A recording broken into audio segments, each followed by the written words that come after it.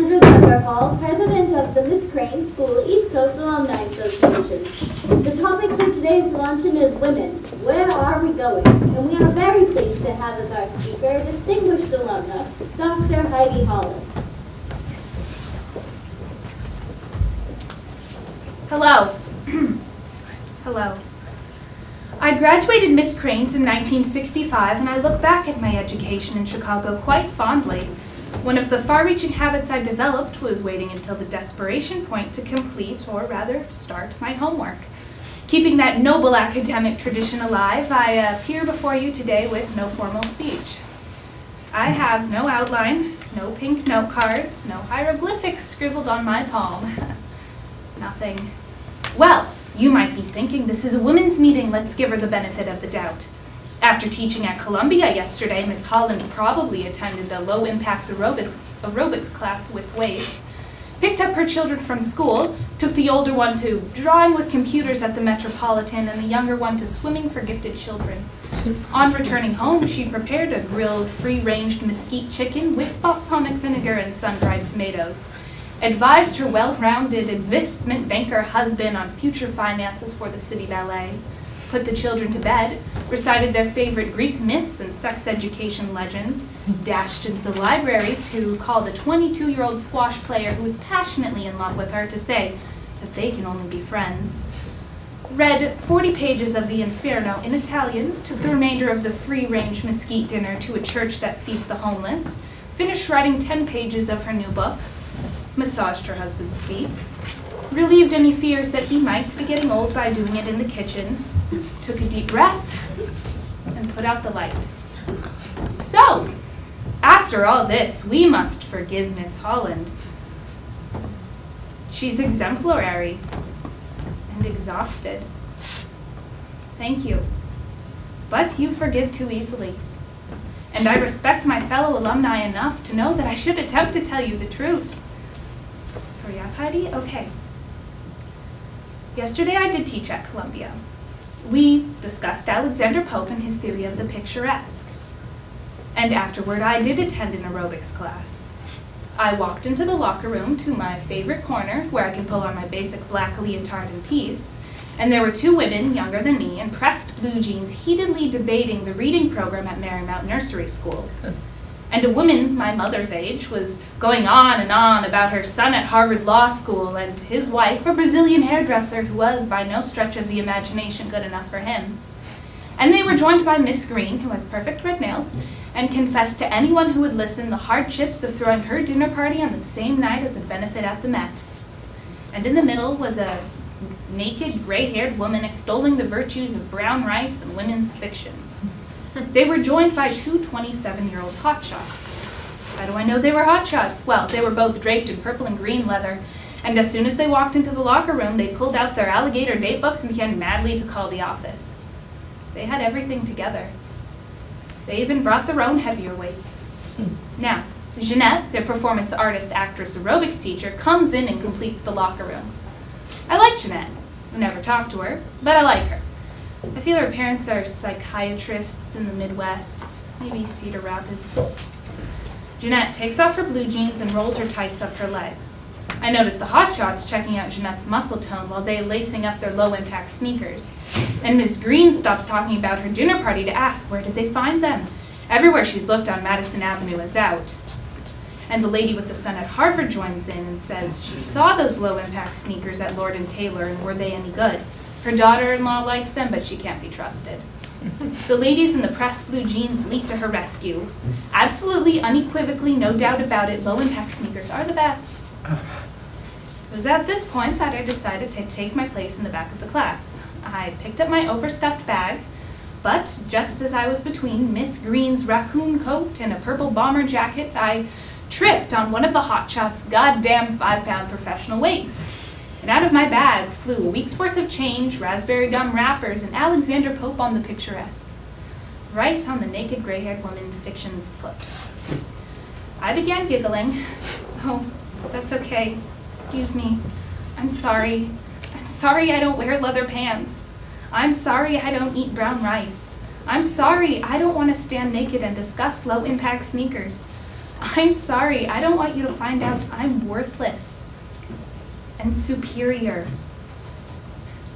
I'm embarrassed, no, humiliated, in front of every woman in that room. I'm envying women I don't even know. I'm envying women I don't even like. I'm sure the lady with the son at Harvard is miserable to her daughter-in-law. I'm sure the naked gray-haired woman is having a bisexual relationship with a female dock worker and driving her husband crazy. I'm sure the hotshots have screwed a lot of other 35-year-old women, my classmates even, out of jobs, raises, husbands. And I'm sure the mothers in the pressed blue jeans think women like me chose the wrong road. No, it's a pity, that empty generation.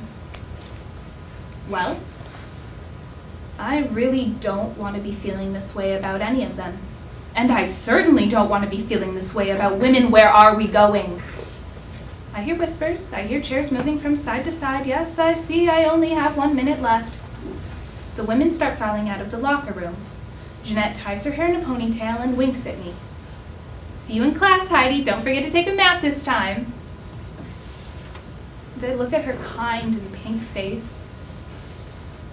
You know, Jeanette, I think I'm too sad to exercise today.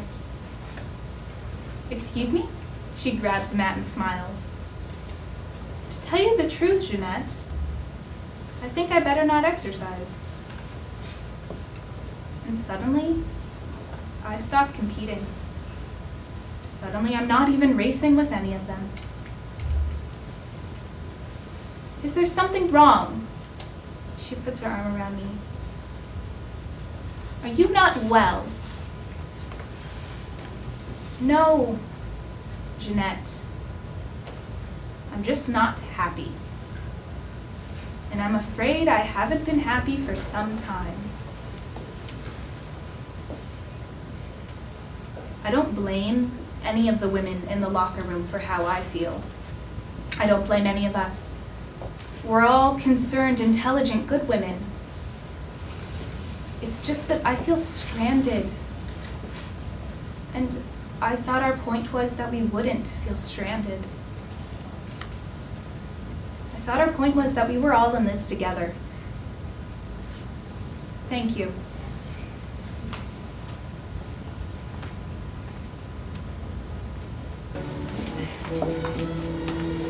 Excuse me, can I have some help? I just have one more box.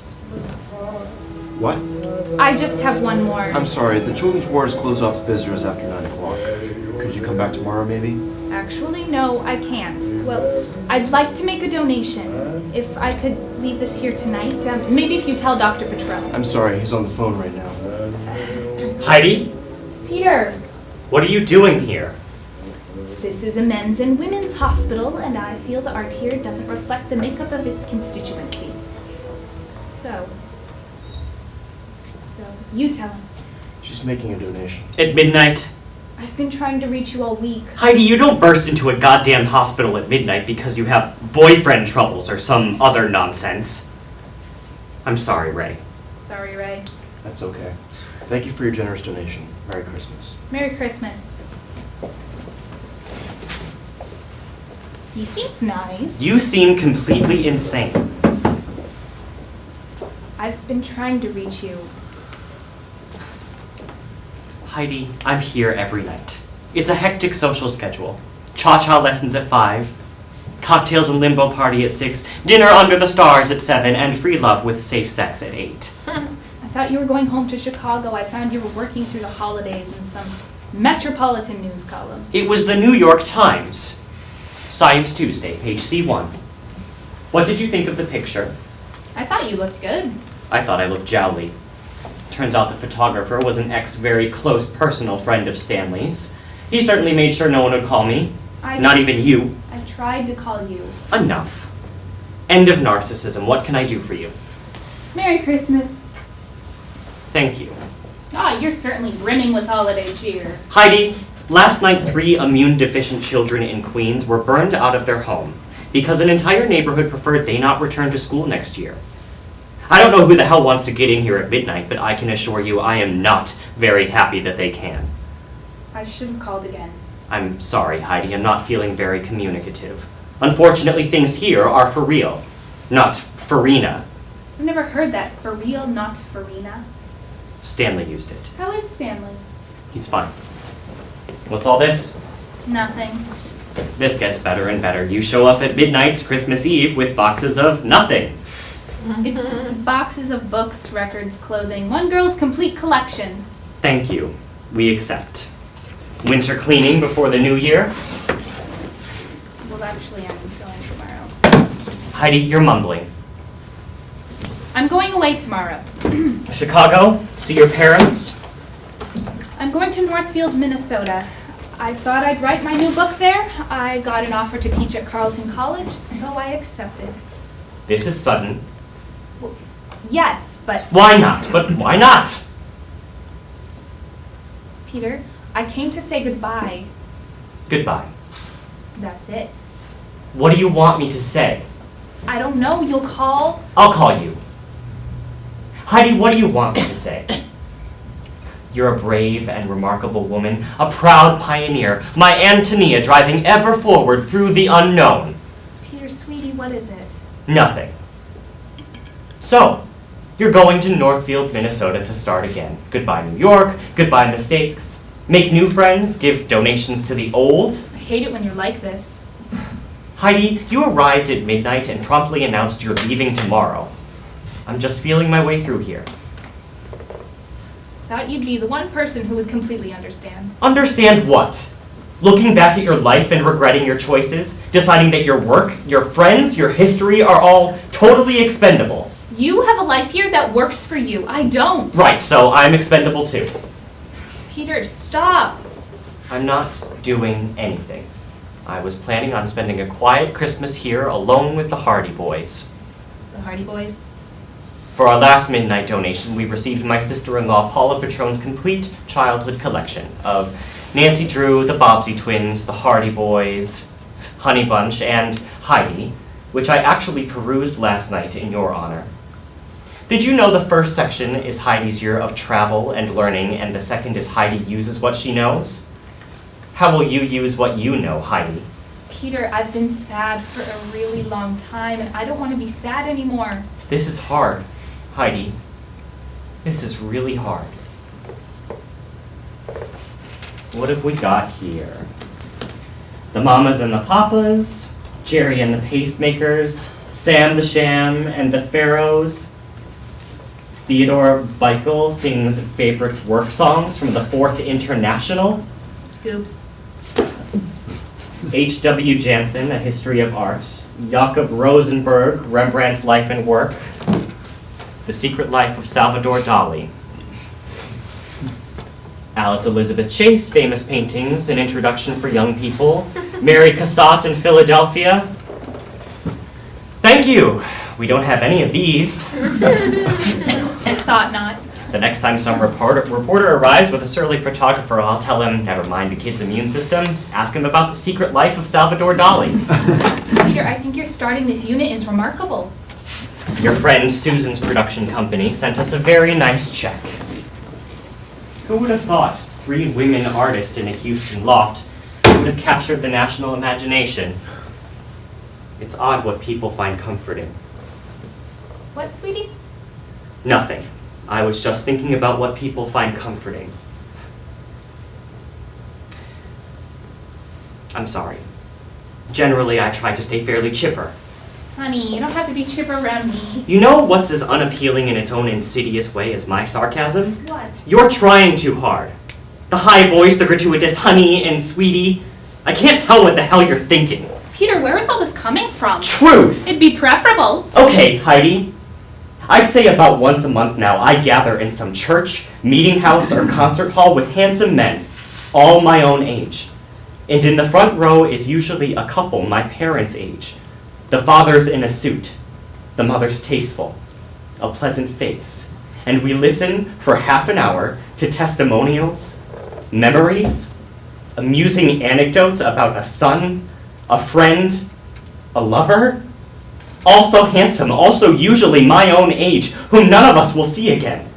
And after the 1st, the 5th, or the 15th of these gatherings, a sadness like yours seems a luxury. Peter, I understand. No, you don't! Not really. I left out one other thing. My friend Stanley isn't very well. That was my call when you so adventurously arrived. That's where all this is coming from. Peter... You see, my world gets narrower and narrower. A person only has so many close friends. And in our lives, our friends are our families. I'm actually quite hurt you don't understand that. I'm very sorry you don't find that comforting. There's no one precious to me in the way you are. But obviously I can't help you, and you can't help me, so... So... My best to Northfield, Minnesota.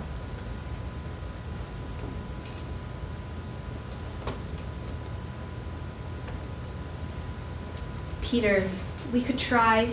Not if you're off to become someone else. I could become someone else next year. Postpone it. That's not a little too understanding. A little. But I'm listening. I promise you won't lose this member of your family. Who? The sad one or the one I spotted 25 years ago at a Miss Crane's school dance? Split the difference.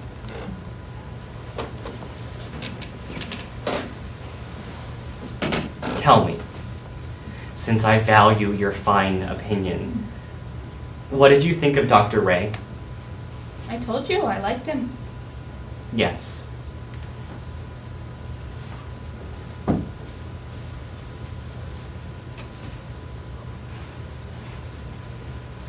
It's a lovely evening, isn't it? What? The stars above us, the sea below us. How long have you been on this cruise? Oh, about 25 years. I tried to pick out your name. Amanda. Lady Clara. Estelle. It's... I know. It's Heidi. Your old grandfather told me. Are you from the Alps? Yes, like chocolate. I want to know you all my life. If we can't marry, let's be great friends. I will keep your goblet as a memento beside my pillow. Ah, the Shoop Shoop song.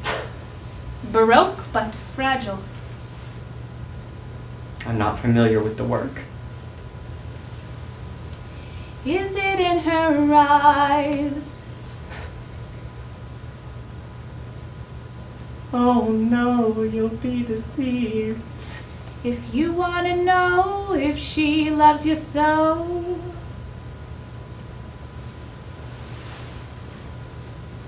Merry Christmas, Heidi. Merry Christmas, Peter.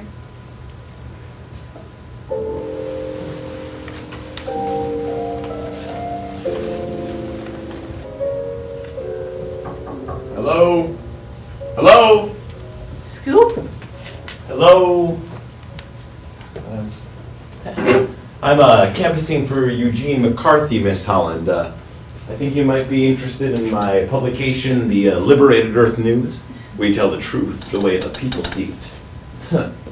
So, what's up?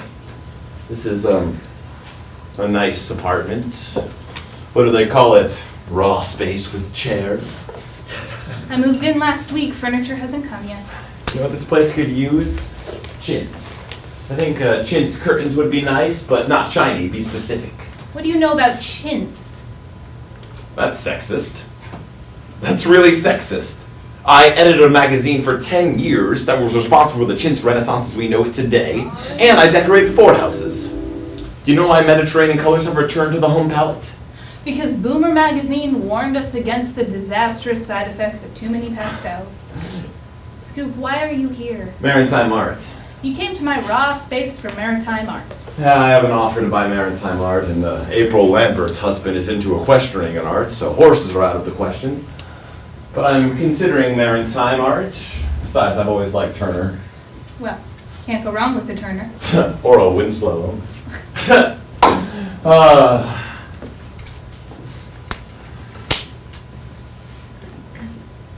are you happy? What? Well, I made a list the other day of people in my life that I really care about, and you made the top 10. Actually, I reworked the list a couple of times, and you were the only one that made to the top 10 for 3 decades. You and Smokey Robinson were the standards, of course. So I figured if I can keep you on my list, you can tell me if you're happy and why. Well, cookie. A plus pecan, B minus Sandy. Better. B plus candy. Well, actually, I'm seeing an editor I seem to like. Good. Time for my life now. See, I've grown over the years. We did you first, and I think that shows an incredible control and sensitivity. Can you keep a secret? If it involves someone in fishnets, 25 or younger, not really. Oh, I hate it when you're prissy. Does your editor know you're prissy? Yes? He's more prissy than I am. Scoop, why are you here? Well, there aren't too many people in my life that really know me, and I sold Boomer 2 hours ago, and you're the first to know. What? Why? I was at lunch at Lutece with a potential buyer and his lawyer, and I made a deal with myself. If I could get the lemon souffle without ordering it in advance, I'd sell. Have you ever ordered the lemon souffle in advance at Lutece? No. Oh, do it. I don't want to. Pick up the phone and do it. Scoop, stop it. It's the best dessert I've ever had. Hello? This is Scoop Rosenbaum. I'd like to order 2 souffles for tonight. Scoop, I'm not going to Lutece for dinner tonight, and I'm certainly not dropping him for dessert. I'm busy. We haven't decided lemon or chocolate. I'll call you back. I have a date. With whom? The editorial drone from next door? Where did he go to school? You're not missing the lemon souffle at Lutece for an intimate evening with dangling participles. Hello? This is Mr. Rosenbaum. Who's this? Ah, Philippe, bonjour. Comment allez-vous? Scoop, where's Lisa? She's in Florida with Maggie and her mother. Pierre's in town with me. Maybe we should call Lisa. No, we shouldn't call Lisa. Ah, du citron soufflé. All right. Maybe we should call someone else? You mean, is there a fishnet somewhere in town so you don't have to put up with me tonight? Something like that, yes. No such luck. Ah, Philippe. Ah, oui, oui. Merci. Did you really sell your magazine? Yep. But why did you do it? I wanted to buy maritime art. Do you know how much they paid me? No. Ah, you know, I think this place could use a Turner or 2. I could get you a few for Christmas. But you were good at it. Yep. You liked it? Yep, and I helped a few people get elected and a few people investigated. And I stopped pastels in the nick of time, and a single man who likes oral sex when he reads the Talmud placed an ad and married a woman who doesn't. Now what? What do you mean? Now what? What do I show my children and say, see that, kids? Daddy did that. Do I say, see that restaurant there, Mackie? Your daddy started going there, and then all of a sudden, everybody else started going there, until they went somewhere else. Do I say, Pierre, your father was known as an arbiter of good taste in a decade defined as sexy, greedy? Or is my greatest legacy to them buying the farm in Lynchfield County before the land values went soaring? Well, my kids say, my dad was basically a lazy man and a philanderer, but he had a nose for Connecticut real estate. And we love him because he didn't make us weekend in the Hamptons. I didn't know you worried so much about your children. I'm sorry. I mean, we hardly know each other anymore. I'm being very self-indulgent, yes. Yeah. And I'm a spoiled man with superficial values. Yes. Don't look at me like that. Like what? Don't look at me with those doe eyes and tell me how spoiled you are. Next thing I know, you'll tell me you never meant to hurt me.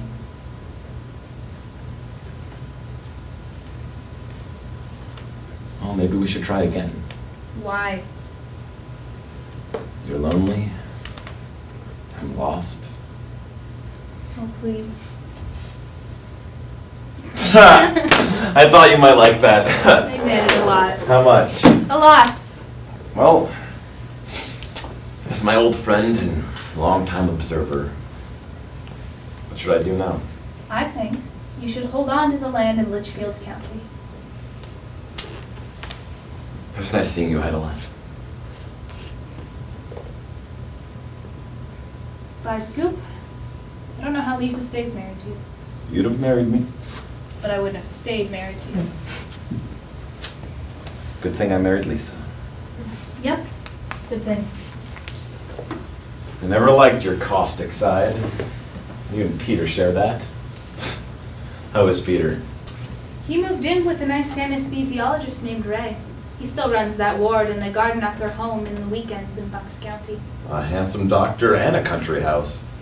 Peter's living my mother's dream come true. I thought of you both the other day when I was flying home from LA. You did. Yeah, it was nighttime and I recognized Chicago from the sky, and I remember the first time I visited you there. Remember, I spent the whole day looking for Goth Street, and then I called you and you're like, dummy, it's pronounced Goethe. Anyways, I was wondering if flying over Chicago for my grandchildren would be like driving past an A&W root beer stand for me.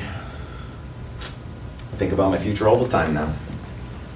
Scoop, you didn't sell Boomer for a lemon souffle. Idla, on a scale from 1 to 10, if you aim for a 6. And get a 6, that's the ball game. So you might as well aim for a 10. If you know what your 10 is. I have a notion. Oh, and one more thing.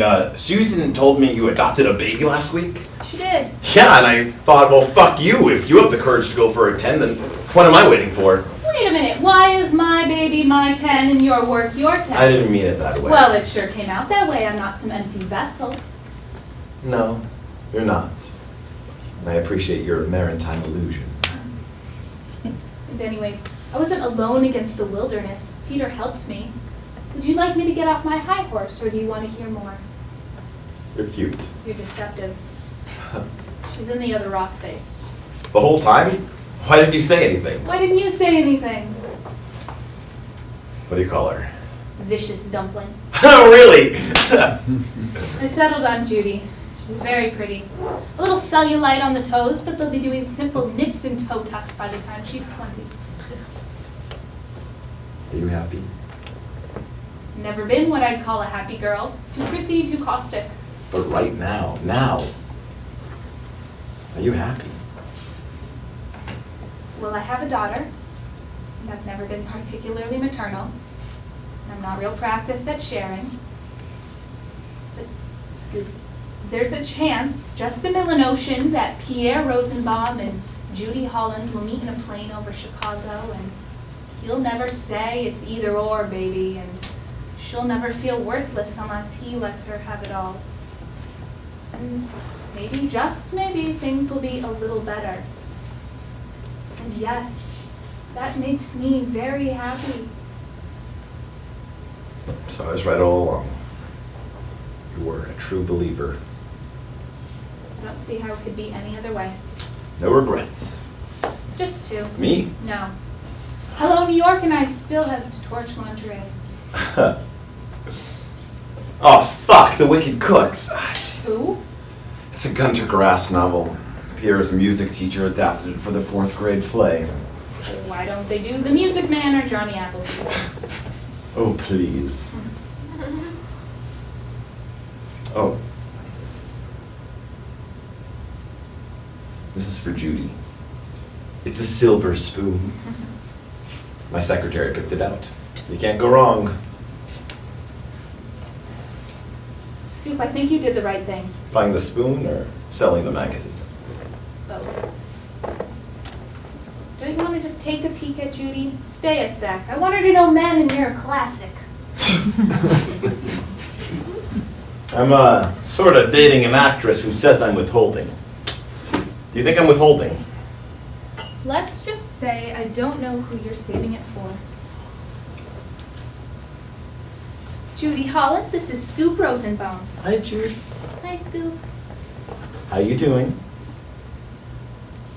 A+ intelligence. B- vocabulary. Come on, be generous. A+ vocabulary. Oh, fuck the fucking Wicked Cooks. Bye, Scoop. If I do something crazy like announce I'm running for Congress next week, you and Peter will be there, right? I mean, Gay men and single mothers for Rosenbaum, grassroots movement, a man for all genders. So that's why you sold your magazine. All people deserve to fulfill their potential. Judy, that's what your mother told me in 1968, on that first snowy night in Manchester, New Hampshire. America needs heroes. What do you think, Judy? A mother for the 90s and a hero for the 90s? Bye, Heidi.